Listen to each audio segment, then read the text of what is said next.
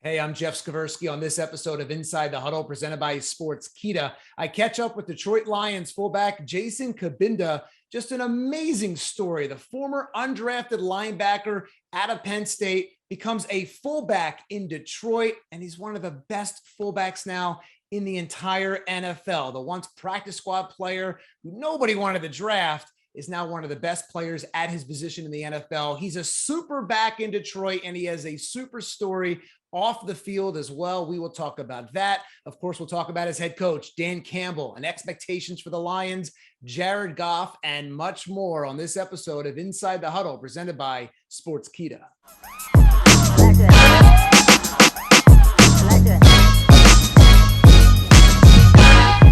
Hey, Jason, thanks for joining me. I greatly appreciate it. Don't be driving and talking at the same time, by the way. Apart. We're good. What is it like for you? You know, you come from an untraditional background. People think of these NFL players and they think you guys as you're all rich, you're all freak of nature athletes, and you've had it easy, but that's not your story. I mean, you're undrafted, you switch positions, you've played just about every position. You know, how played every position by the time I'm done. How tough has this journey been from the time you were at Penn State to going undrafted? You're out with the Raiders. Now you're with the Lions. You switch positions. How crazy has this journey been for you? Yeah, it's been nuts. Very unorthodox. It is not the normal journey that a lot of guys go through. You know, it's rare that you see a guy start in the league as a certain position and change position, let alone change other sides of the ball, you know, so to go from defense to offense. Now that's obviously a big transition, especially to do it in the league. But, you know, I think for me, it's really just been about, you know, my core values and working hard and finding my role and really just trying to be the hardest worker. That's really where my foundation has always been, really since the beginning of my career. I mean, I've really seen every side of the spectrum from when I was a kid and I was out of shape and was completely not ready to play football yet, to being where I am now and signing a 2-year extension. You know, I've seen every part of the spectrum. So I think that kind of puts everything in perspective from a standpoint, but it's been hard. You know, it's been tough. I've had to make a lot of transitions from high school, mostly playing offense, to going and playing a linebacker at Penn State and learning how to play linebacker, to then, you know, getting to the league, being undrafted, going through what being undrafted meant, you know, having to find that confidence again and knowing that I'm good enough and knowing that I belong and finding, you know, my way from that perspective. And, you know, I'm lucky that I had, you know, some older guys that took me under their wing and showed me the ropes and stuff like that. But, you know, to me, it's always been, you know, getting into a building, seeing who the hardest working guys are and trying to outwork them and seeing what exactly keeps those guys around and trying to find, you know, my niche when it comes to that. So, yeah. I imagine coming out of Penn State, you go undrafted, you're probably hurt. It's probably a tough time thinking, okay, I belong in this league. I can do this. You probably have that confidence. Are there moments through that you're just scared in the sense of, I don't know if this is going to work out. And I don't know, even though I believe in my heart I can be in the NFL, I don't know if this is going to work out. Do you have moments like that where you're questioning your confidence and you're questioning things? Yeah, no doubt, because, you know, you just don't know. Like, before you get to the league, obviously you grow up watching so many guys, watching stars, guys that you idolize and want to be like and all these things. And, you know, most of them get drafted, you know, so being undrafted, I didn't really have a certain player as an example of like, oh, that's a guy who got undrafted and he made it work and da-da-da. You know, I didn't really have an example of that. So that was definitely tough, was first getting to league and finding that confidence and having to make plays and put myself in a position to be like, nah, you know, I do belong here. I know I can do this, you know, stuff like that. But I think at that point, it just put such a big chip on my shoulder of just wanting not necessarily to prove people wrong, but to really just to prove my people right. You know, I had people that were depending on me. I had people who were rooting for me so hard. I mean, my mom is my number one fan, and the way she roots for me and has always been there for me, like, and being able to do it for her, I think is where I've drawn a lot of my motivation from. Yeah. And you talk about your mom. Your mom is from Cameroon, right?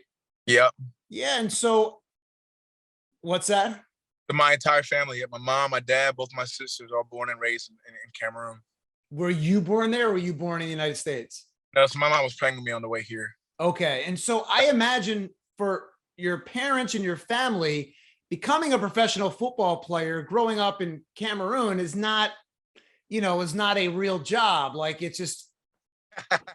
Absolutely not. I think like in our households, the only real jobs that exist is like you're either going to be a doctor, you're going to be a lawyer, something of that nature. Like, if you want to do anything from an artistic standpoint, like be a singer or be an artist, that's like kind of like a joke, So are you a joke?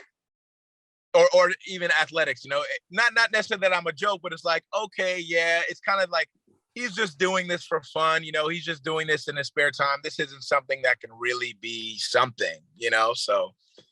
Yeah, it's definitely a very unconventional route when it comes to our culture. But I mean, my mom knows the amount of work and dedication I put into this, how much I care about it. And I made it shake. Yeah. And I imagine as much as your mom loves you, she probably doesn't care whether you're a football player or a doctor, as long as you're happy and, successful. And so does mom, as much as she supports you, also, does she in your ear going, have a backup plan, or is she just going, no, chase it, chase it, chase it? Oh, I'll tell you a quick story that'll answer that question. So I was in high school. I was always a very good student. I always had really good grades. So when it was time to really get recruited, once schools felt like I was good enough to play there, I was receiving offers and stuff. And I had good SAT scores. I wouldn't say they were great, but they were pretty good. And Yale was on the verge of offering me. And when my mom heard schools like Yale and Harvard calling, those are the schools that really got her ear, because for her, academics came first. Football came second, no matter what. Like, yeah, football's cool. This is nice. You're going to be able to go to school for free. But like you said, the plan B is what matters, because at the end of the day, at any given play, football can be over and done with. So I go to Yale, had a great camp, the coaches love me, et cetera, et cetera. And they're like, you know what? We want you to take that ACT to really strengthen up your score so we feel completely comfortable, offering you a scholarship. And, at the time I told my mom, like, Yale and Harvard, those schools are cool. I don't truly know if this is a school I'm going to go to. My mom said, you're going to go take that ACT. I don't care what you're talking about. Academics come first, and you have the opportunity to go to an Ivy League school. So I actually ended up taking the ACT basically just for my mom, just so I could earn a scholarship to Yale. So that's kind of a funny story I tell people, but that kind of just shows how important academics and how important like that plan B aspect was for my mom, because at the end of the day, she knew that at any given play, football could be done, and she wanted to make sure that the decision that I made at the end of the day was going to be a 40-year decision. So Right. And obviously now she has to be just thrilled, especially, last year scoring that first touchdown and everything else. Yeah, no, she is as proud as can be. I mean, anybody will tell you, I think, people saw her on Hard Knocks and really got a good taste, of her personality and how she is. I mean, she's so supportive of me. I mean, I don't think she missed a Penn State home game. I mean, she was at every single home game. In high school, she didn't miss a game, no matter where it was. I mean, she's always been my number one. Rain, shine, hot, cold, snow, whatever the weather or the conditions, she's always been there in the stands. That's always meant a ton to me.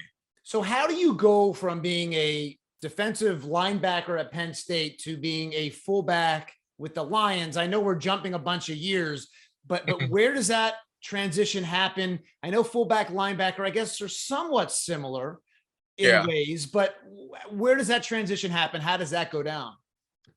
Yeah, obviously I went to Penn State, played linebacker 4 years. I had a great career there, and then transitioned into the league and really played linebacker my first 2 years in the league, played defense still. And then was really going into my third year, going to my third training camp. And it was really like, 2.5 weeks into training camp that I made this transition, really out of need for the team. And also just from a perspective of, we had Matty P and those guys, they had brought in a lot of older vets that they expected to, come in and play, that they had paid. And really, I was a great special teams player. But, they had felt like, that I could beat out, the fullback. I mean, I was always a super physical player. I mean, that was has always been one of the biggest strengths of my game has been my physicality. And I was kind of joking around with the linebacker. I mean, not the linebacker, the running back coach. Kind of after we had, I think it was like one-on-ones with the running backs. I was like, man, you need some more dogs in your room. Just messing around with him. And he had passed me in the building like the next day inside the facility. He was like, man, what would you think about coming in and playing a little fullback? I was like, hey, I'll play wherever the team needs me. I'll come try whatever out. And I really thought it was kind of more of a joking conversation, but within that week, it got really real. I mean, it was like 2 practices later that, Coach Skversky at the time, our running backs coach, had come in and was like, hey, we want you to come get some offensive snaps at fullback, and I mean, I came in and we ran a few ISOs and I blew up a few linebackers and they're like, oh, now we think we might have something here, and that was kind of the vibe. And I really ended up finishing off the rest of that training camp playing fullback, and then ended up winning the job by the end of training camp at fullback. And I mean, the rest was really history. I was used pretty sparingly that first year in Matty P's offense, and then obviously when Coach Campbell and them came in, I felt like I had my best off season. Because really that whole offseason, that first time that I started playing fullback, I was still doing all linebacker drills, all defensive stuff. So I was still getting used to the movements and running routes, catching the ball, those kinds of things consistently. So I finally had a year of offseason of really doing offensive drills, running back drills, cutting, and kind of getting back to my high school offensive ways, and I felt a lot more comfortable going into, that season, that year. And Coach Campbell was able to, use me a lot in the offense that we were running. And we ran a lot of heavy personnel, a lot of 21, a lot of 22, those type of formations. And I mean, by the end of the year, I was even getting snaps at tight end. So, my role has really just continued to increase as I've gotten more and more comfortable. But it has definitely been a journey, without a doubt. Yeah, and I'm sure now you're in Deuce Staley's ear, like, Coach, give me the ball, give me the ball. I know we have DeAndre Swift, but give me the ball too. Oh yeah, no doubt. Whenever I can put a little coin in Coach Staley's ear to get me the ball, I definitely do that. Yeah, was it making that transition when you get approached about that? Is it a gamble to you? Do you have concerns? Because when you look around the NFL, the fullback position is kind of like the lost art in the sport. I mean, there's not too many teams that have a fullback anymore. Yeah, no. Without a doubt. And I think that's why we have the coaching staff that we have, because they are really committed to running the football. They're committed to running the football. They're committed to the heavy personnel, the 21, that kind of stuff. Like you said, I mean, there might only be, I want to say maybe 18 teams out of the 32 yeah, if that, right. Yeah. So, to be in that position and be able to take advantage of that has been really awesome. And, we're trying to bring fullbacks back. I think more and more teams are starting to see, and that's the cool thing about the game. You've seen the past kind of, well, let's say 5 to 10 years, maybe, that the league has somewhat become really pass happy. We see these cycles in the league of things get real pass happy, real speed oriented, and then things kind of cycle back when, defenses or offenses start adjusting to each other, and then the heavy personnel comes back. So I think it's just another example of the cycle coming back and being like, okay, we've been pass heavy for a while. Now we have smaller linebackers nowadays. We have linebackers that are really built for speed, built for just covering. Okay, let's bring the fullback back and let's blow these guys up. So you're starting to see that again. I think that's kind of where that comes from. Obviously, you have a lot to prove, not only with the Lions, but for yourself in your career. You're so young in your career. Do you also look at this team as a lot to prove as well that you're on? You're kind of all on the same boat. You want to get to the playoffs and do it for Dan Campbell. Jared Goff has a lot to prove after what he's gone through from LA now to Detroit, and he sees the guy he's traded for win a Super Bowl. So I'm sure a lot of you guys have, I don't want to call it a chip on your shoulder, but are insanely motivated going into this season. Oh yeah, without a doubt. And I think we've obviously, revamped the offense. We've given Jared more, weapons. I mean, we've had 2 good drafts in a row now. These young guys are starting to put themselves in a position where they're proving themselves. So, I mean, I really like the team that Coach Campbell's building. And I think really the biggest thing is the fact that we're filling the building with people who truly want it, with people who have that grit, you know, who have that Detroit attitude, who really love the game. Because I think in a lot of organizations, or when you get to this level and you're really, you know, you're putting such a pounding on your body, you know, guys are getting paid now. I mean, obviously money's involved and all those kinds of things. I think it starts to really sort out, you know, who really truly loves the game, who really does this for the right reasons. And I truly feel with every, whether it's a draft pick or whether it's an off-season signing that we've made, I truly feel like we are building up with guys who truly love this, who are truly dedicated to this and dedicated to becoming the best players that they can be. And I think when you have that and you get that togetherness and you start to build that culture, I think that's when the winning really comes. And I really, truly believe that we're building that here. You know, you talk about that fire and having that personality. Is one of those players, Aiden Hutchinson? I mean, you know as well as anyone the importance, being a former defensive player, how important that defensive line is. What have you seen from the rookie? Do you see that kind of fire so far as you guys get ready for the season? Oh, yeah, no doubt. I think, you know, one of the biggest things that you look at when you talk about that grit, that determination, who has that fire, I think you watch the way a guy finishes. You watch the way a guy finishes towards the ball, especially defensive linemen.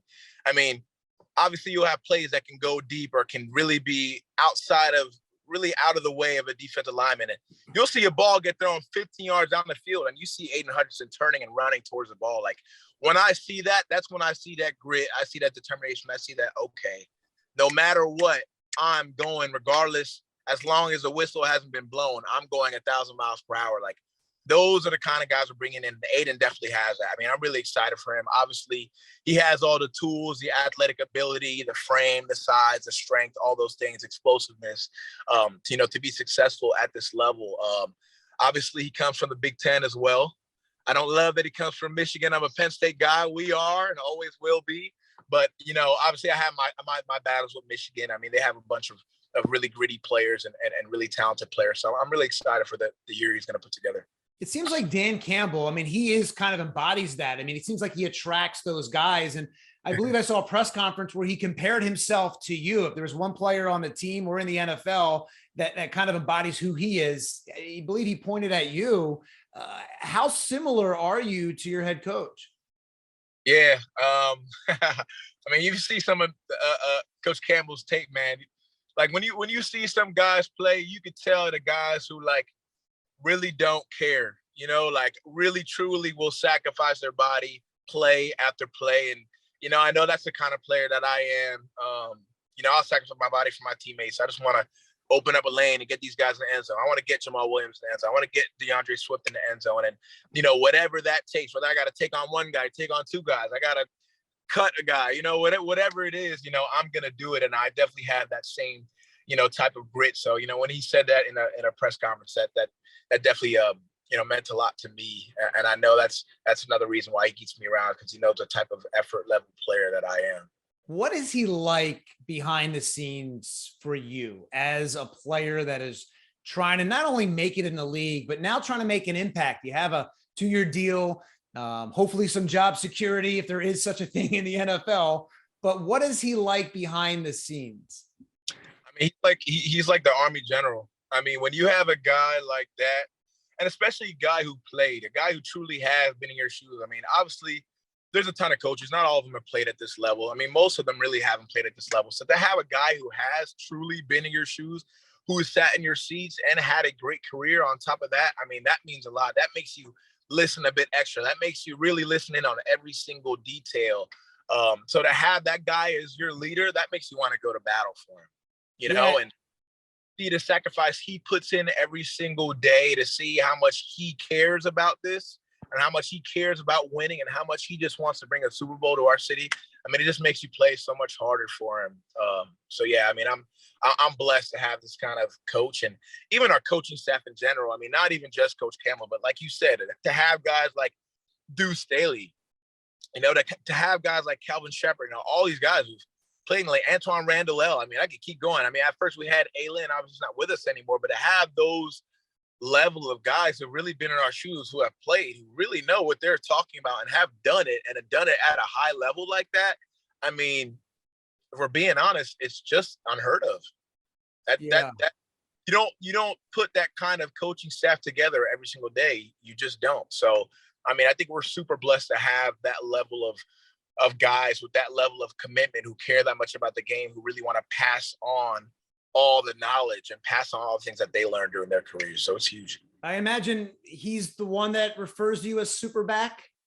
Yeah. Or is that somebody else? Gotten that nickname now kind of throughout the fans and coaches as well. But I mean, I'm a do-it-all guy, man. I'm the guy that I don't care, whatever it is that you ask, I'm gonna get it done. Whether it's going out for a pass, whether it's making the big block, whether it's going and cutting a guy on a slice, whatever the case may be, I'll go do that. Obviously, I start on all four, special teams as well. So, I'm just that guy who's just trying to maximize my role and do it to the absolute best of my abilities. So.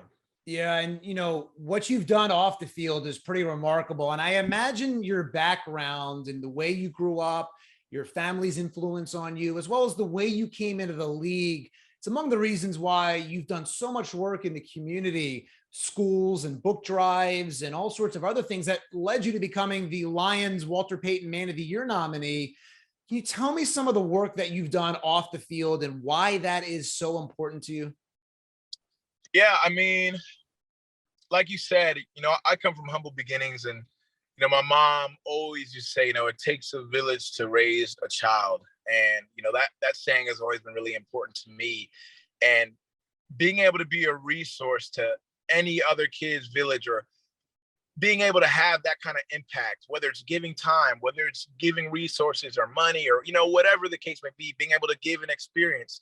I took the kids over to the Michigan Science Center over OTAs, and I mean, if you saw these kids' faces light up, my 5th grade class, Miss Shelley White's class, I mean, like, these kids were just so excited to have this experience and go on a field trip. Like, I know for me, and I'm sure the same is for you, like when we were kids, like anytime you had a field trip, you got to get away from school and go have fun, but also be learning and stuff like that, and be in that kind of environment. Those were the best days. I mean, you always remember those kind of days. So to be able to give them those kind of experiences is just huge. I mean, there's a lot of kids in Detroit that are in need. So if I can be that helping hand to them, if I can be just a stepping stone on their way to success and be, that beacon to be able to bridge the gap, between these kids and getting to their goals. I mean, that just makes me so happy.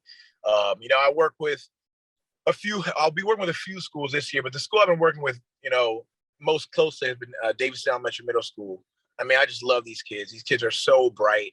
They don't have all the resources that they need to be successful. They don't have all the lavish stuff. They don't have all the technology and laptops and the things that the way education is going nowadays is very necessary. So to be able to help them out in that way and do the book drives and be able to come in there, bring some of my teammates and go build Legos and have fun with them in the auditorium for 2 hours, to go and just talk to them and just mentor them and encourage them and motivate them to reach their goals and show them that they can be anything that they want to be as long as they put their mind to it and they work. I mean, that's huge to me. And then obviously I do most of that work with Athletes for Charity. And then another charity that I work very closely with called Wisdom Passage that's based out in California.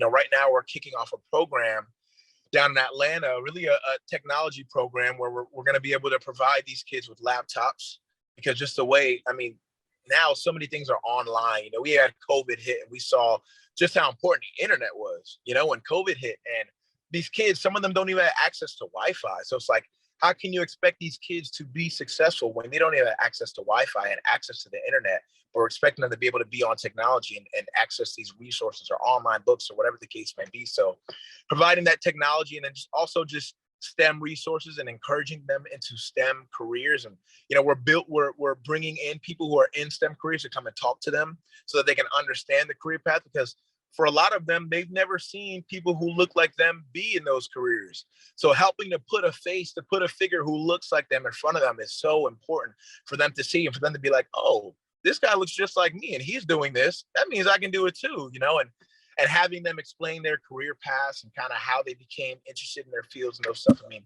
those things are so important. So, I mean, that you hear me just as I talk about it. I mean, I'm passionate. I get excited just talking about these things because it's just so important. So, yeah. Yeah, there's so much more. A lot of people look at you guys as just these, like I said, athletes and have it all, and don't really realize the backstories and what you went through and the struggles to get there and the appreciation you have and really the love that you're giving back to the community. Like you said, you come from humble beginnings. And so it's so inspirational, not only what you're doing off the field in the classroom with kids and, the next generation, but obviously what you've done for your career, just fighting and never giving up. It's such a great story that, hopefully inspires at least one person to chase that dream, even when they're told, hey, no, maybe you're not good enough to be drafted or whatever it is. And so, no, it's absolutely inspirational. Jason, thank you so much for joining me. Thank you, bro. I appreciate it, man. Thanks so much. Man, you got to love that guy. Jason Cabinda's story is so amazing. If you want to hear more about his story, he has his own YouTube channel. He talks about some of the things he's doing off the field, his journey in life. Check out 4553 on YouTube, and you'll come up with the Jason Cabinda channel. Amazing story. If you like the show, click subscribe. The bottom of your screen. Also, if you hit the bell button on YouTube, I'll send you an alert the next time we drop an episode. You can listen on Spotify, Apple Podcasts, and all your favorite podcast apps. Click on the description below and click on those links. Thanks for watching and listening. I'm Jeff Skversky for Inside the Huddle, presented by Sportskeeda.